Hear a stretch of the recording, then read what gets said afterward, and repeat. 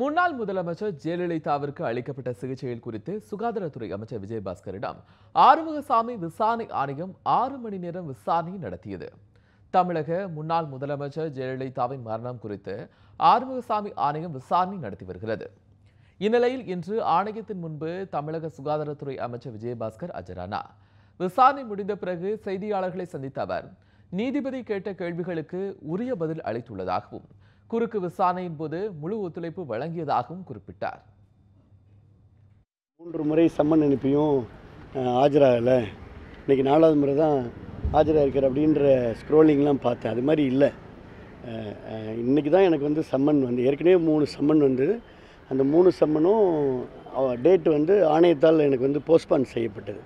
அதனால் எனக்கு இன்றைக்கி சம்மன் வந்தது. நான் இன்றைக்கி 10:30 மணிக்கு சம்மன் வந்தது. நான் 10:15க்கே இன்றைக்கி ஆஜராகி முழு விளக்கங்களை அளிச்சிருக்கின்றேன்.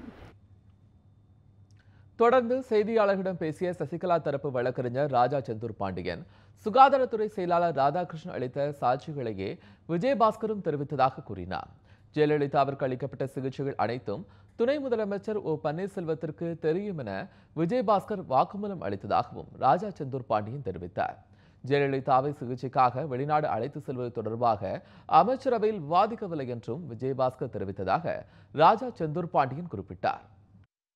திரு ஓபிஎஸ் அவர்கள் தொடர்பாக காழ்ப்புணர்வோடு தான் அவர் செயல்பட்டார். எல்லாம் அறிந்து கொண்டும் தெரிந்து கொண்டும் மருத்துவ சிகிச்சை பற்றி முழுமையான அவருக்கு எல்லாமே தெரிந்திருந்தும் கூட அவர் மறைத்து சொன்னாருங்கிற பல விஷயங்களை திரு விஜயபாஸ்கர் வாயிலாகவே நான் சாட்சியமாக வாங்கியிருக்கிறேன். விஜயபாஸ்கர் அவர்கள் அதுக்காக ஒத்துழைத்தார்னு சொல்ல முடியாது. மிக கடினமாக பல கேள்விகளை போட்டு அதிலிருந்து கிடைக்கக்கூடிய பதில்களை வச்சு எங்களுக்கு யூஸ்ஃபுல்லாக இருக்குன்ற அளவுக்கு நான் ஒரு எவிடன்ஸ் கிரியேட் பண்ணியிருக்கேன்.